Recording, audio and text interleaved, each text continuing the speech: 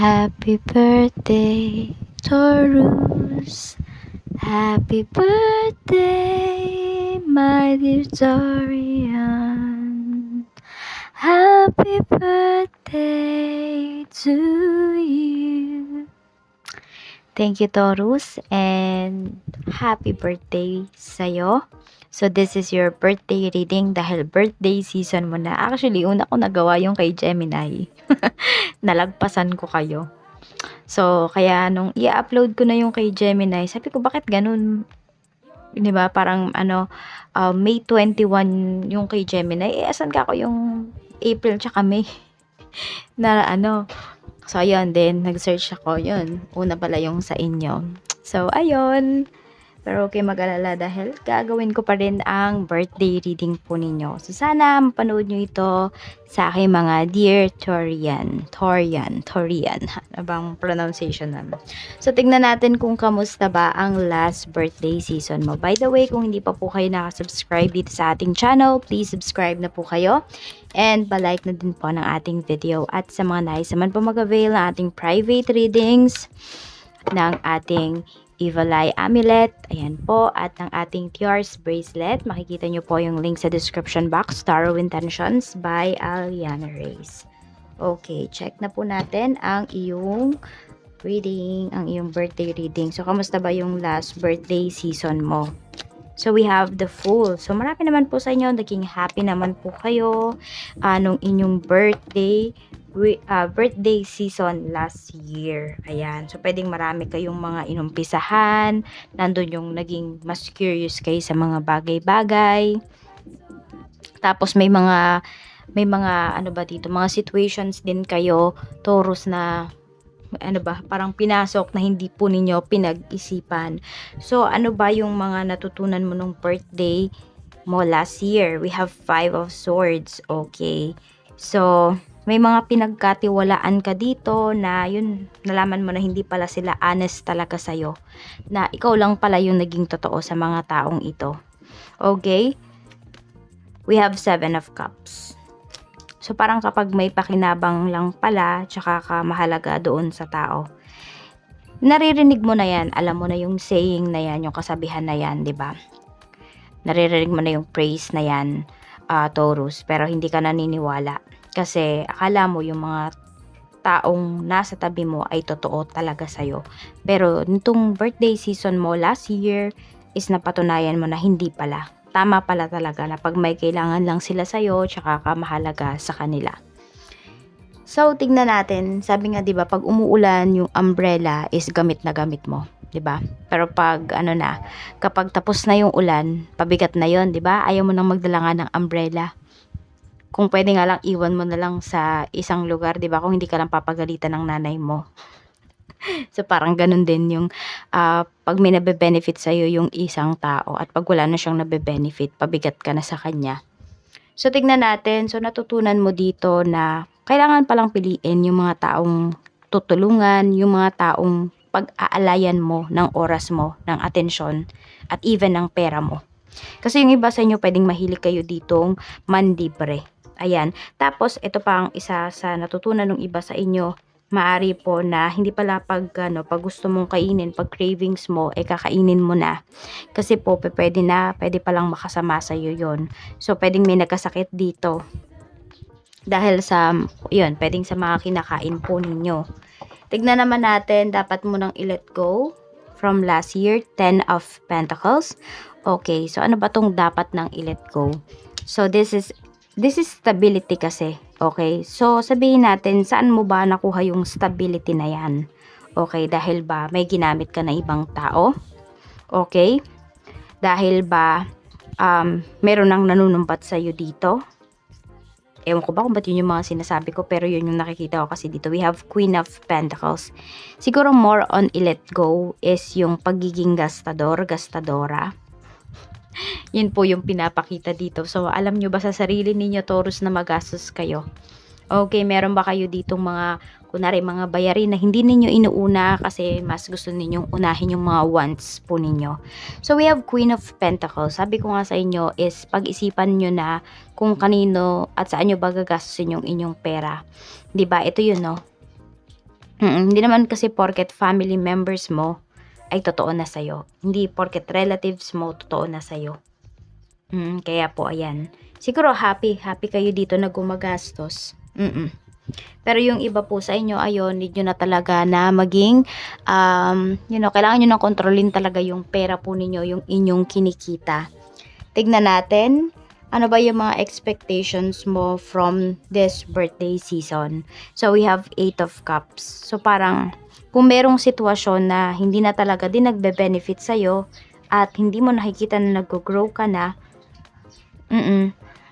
Taurus, maaring bitawan mo na talaga yan. 8 of Cups kasi din, ito is yung pag-pursue sa mga bagay na, sabihin natin na nakikitaan mo ng potential. Na feeling mo mas mag-grow ka doon sa bagay na yon, sa sitwasyon, sa lugar na yon. So, ito po yon. So, parang the full din yung energy. Hindi ko alam kung bakit ganyan yung energy ninyo to yung birthday season ninyo. Parang mas nagkakaroon po kayo ng lakas ng loob. Tignan natin, ano ba yung pwede mong ma-accomplish. We have 5 of Wands. Okay. So, tignan mo 5, 50-50. So, pwedeng may mga decisions ka dito na nagdadalawang isip ka. Okay? May mga, pwedeng still, yung iba po sa inyo, may mga connections dito na hindi nyo pa rin binibitawan. So, maaaring ngayong, ngayong birthday season nyo, magiging proud kayo sa sarili ninyo kasi naalisan nyo na yung isang sitwasyon na yon. Pwedeng bad habits man yan o kaya mga bad people sa life po ninyo. Pwedeng kinat nyo na yung connection nyo with them. Pwede rin na yung iba po sa inyo dito.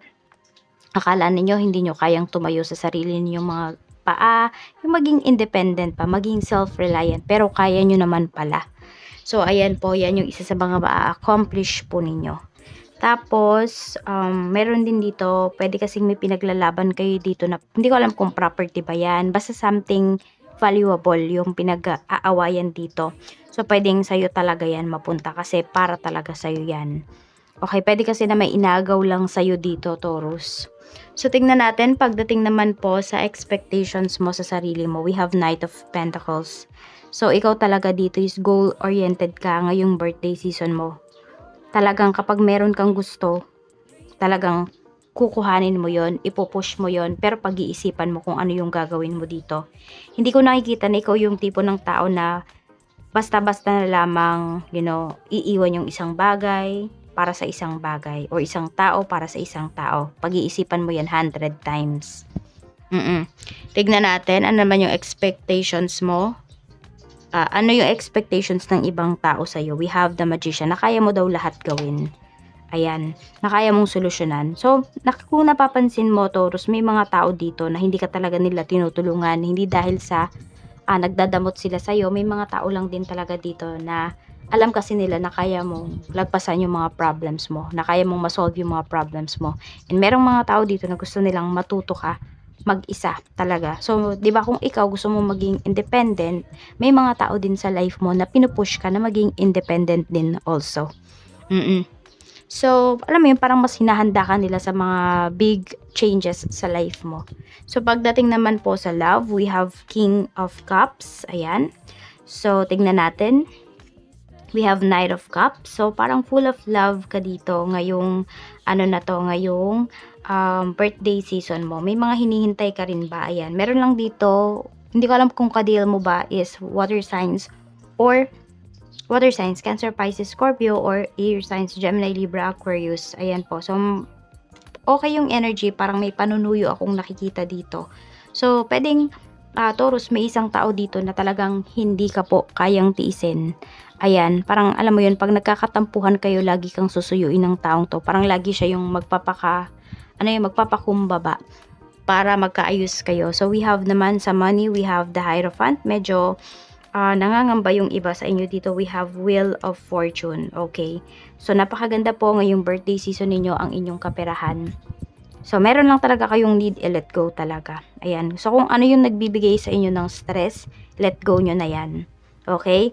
Dito kayo sa mga new opportunities na paparating para sa inyo. May mga bagay po dito na nung mga nakakaraang buwan, hindi umaayon sa inyo, pero nitong birthday season po ninyo, magugulat ka na lang, bakit bakit kunwari tuwing tumataya ka, kunwari lang tumataya kayo sa kung saan man, no, nananalo kayo. We have King of Swords. Pagdating naman po sa career, ayan, no, ang ganda-ganda rin ng energy mo, King of Swords. We have 10 of Cups. So, sobrang fulfilled mo pagdating dito sa iyong career. So, nandun din na ginagalang ka talaga. Tapos, ang tingin lang sa'yo ng mga tao, sobrang seryoso mo at the same time, ayan.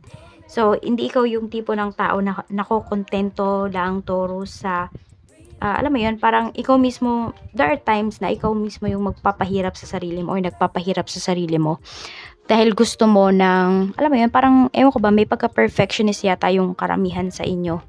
So, yun yung nakikita ko dito. Happy naman kayo sa career ninyo, pero gusto nyo pang mas i-challenge yung sarili po ninyo. Parang minsan, kayo yung naghahanap ng sakit ng ulo. Sa business, we have Page of Wands. At mayroon tayo ditong Page of Pentacles. So, pwede nyo iba sa inyo dito. May sisimulan pa lang kayong business or second business po ninyo ito. We have the Lovers. Okay. So, pwedeng may pag-uusap pala dito coming from you and from your person or kung sino man tong makakasosyo po ninyo pagdating sa negosyo. Magiging happy naman po kayo. Ayan. So, kung sino man tong makakasosyo, makakausap po ninyo pagdating sa usapang negosyo, ngayong birthday season ninyo is magiging happy naman po kayo. Magiging fulfilled kayo dito.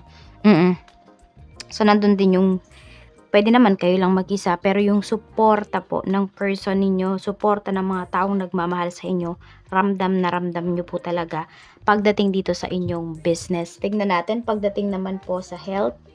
Okay, sa health naman, we have King of Pentacles. Meron yata dito nag-ano na kayo, nagme-maintenance na yung iba sa inyo. Ayan. We have 3 of Swords. More on sa puso yung pinapakita. So, mag-iingat talaga kayo sa kinakain ninyo. Sa travel naman po, we have the Chariot. So, kung meron kayong mga expected na travel dito, may mga plinano kayo na travel, talagang mangyayari po siya. Kung ito man ay for leisure, I mean, magre-relax kayo, vacation, or could be pwedeng sa work, matutuloy po yan. Sa friends naman, we have 2 of Cups. So, pwedeng may mga friends ka dito na ikakasal. Ayan. So, baka dalawa sila na friend mo. Pwedeng sila yung nagkatuluyan, pwede rin naman na dalawa sa mga kaibigan mo ay ikakasal ngayong birthday season mo. Pwede rin, yung iba sa inyo, pwedeng kayo yan.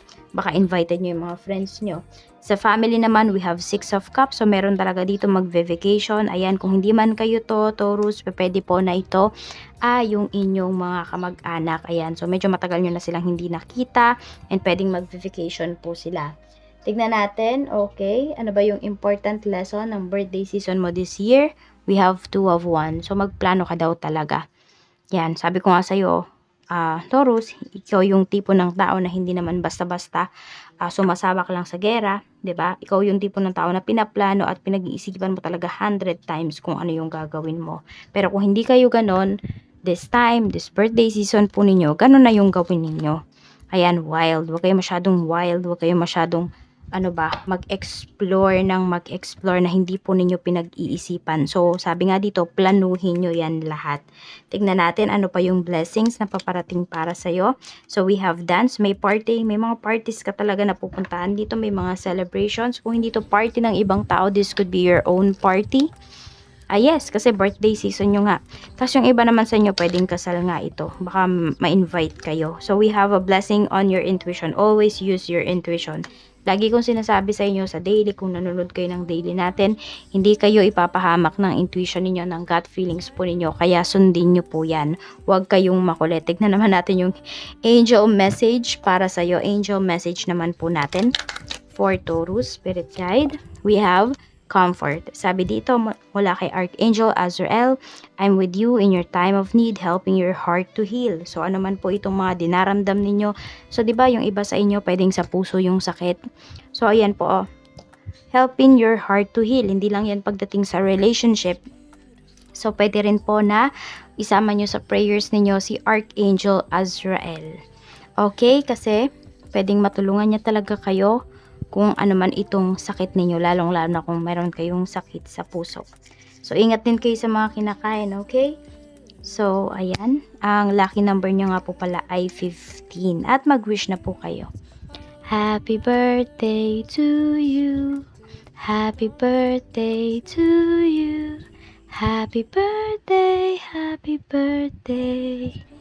Happy birthday to you. So, hinipan na ng electric fan.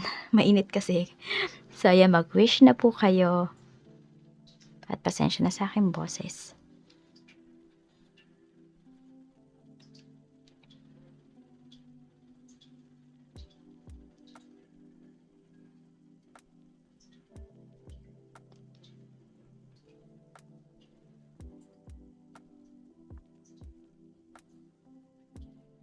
Sabay-sabay po nating i-blow ang inyong birthday candle. Happy birthday, Taurus. I wish you well. I wish you all the best in life. Ayan, ngayong birthday season ninyo, all year round. Ingat po kayo always.